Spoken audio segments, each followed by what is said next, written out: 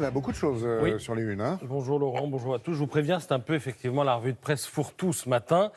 C'est ainsi, c'est le reflet du contenu de vos journaux qui font dans la diversité. Ça va de la présidentielle 2022, pour laquelle il ne fait aucun doute que Macron sera en compétition. Ça, c'est la une du Parisien, à la retraite de Tony Parker dans l'équipe, en passant par les 100 ans de l'OIT, l'Organisation internationale du travail, dans l'humanité, la succession de Theresa May à la une de la Croix et, bien sûr, la mobilisation générale dans les hôpitaux.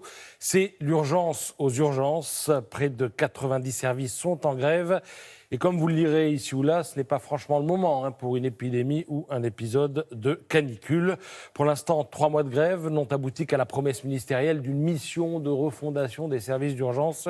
Ce qui a le don d'agacer ceux qui ont le nez dans le guidon, à commencer par Rémi, infirmier à Paris, à l'hôpital Saint-Antoine. Il témoigne ce matin dans Le Parisien. Quand je prends mon service à 21h, il y a en moyenne 5 à 7 heures d'attente pour les patients. Ils sont anxieux parce qu'ils sont là, c'est qu'ils ont un problème. Je me retrouve en première ligne pour répondre à des problématiques médicales, bien sûr, mais aussi psychiatriques, sociales. Je dois gérer les angoisses des patients et des accompagnants qui, eux aussi, sont stressés. Et il poursuit, nous n'avons pas assez de vêtements pour donner aux SDF, ni de plateau repas pour nos patients. Récemment, j'ai fait une nuit de garde avec un seul thermomètre, car les autres étaient en réparation. Il y avait 80 patients et parfois seul un tensiomètre sur 2 fonctionne. Voilà pour ce témoignage ce matin. Alors ça, c'est l'actu pure et dure. Après, on trouve des pépites dans la presse du jour, d'abord dans Le Monde.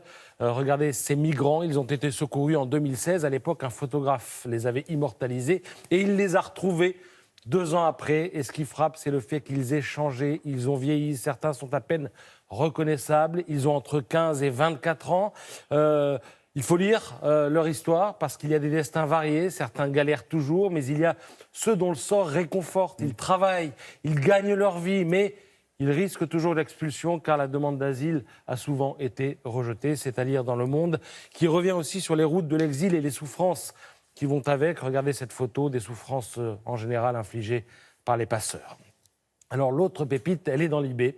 Le grand débat a conduit à ce qu'1 million de personnes fassent des contributions. Ça, vous le savez, une petite start-up grenobloise a alors siphonné les 170 millions de mots produits que représentent ces contributions pour faire un état des lieux du niveau d'orthographe des Français. Alors d'abord, l'approche globale. On trouve 1,8% de mots avec une erreur linguistique. Alors, erreur linguistique, c'est le terme poli pour dire faute, mais comme il ne faut pas froisser ni être moralisant, on dit erreur linguistique. Donc 1,8%, ça fait une erreur tous les 50 mots, ce qui nous donne quand même 2 ou 3 erreurs par courriel, mine de rien. Parce que ça va vite, 50 mots. Alors vous verrez dans l'IB que le tri sélectif dont on nous saoule à longueur de temps, il revient 14 000 fois dans les contributions, c'est un pléonasme. Le tri, c'est forcément sélectif. Oui. Ouais. Les fautes d'accord, alors il n'y a pas que le participe passé qui pose problème, on a aussi un problème avec le singulier pluriel ou avec le masculin féminin. Il y a quelques exemples dans l'IB ce matin. Et autre spécialité française, le paronyme. Alors le paronyme, c'est le principe d'un mot pour un autre. C'est ainsi que dans le grand débat, on trouve des lois à éditer quand il faudrait les édicter, et des impôts à recouvrir quand il conviendrait de les recouvrer. Voilà, c'était la revue de presse des journaux, bien sûr. Merci Patrice.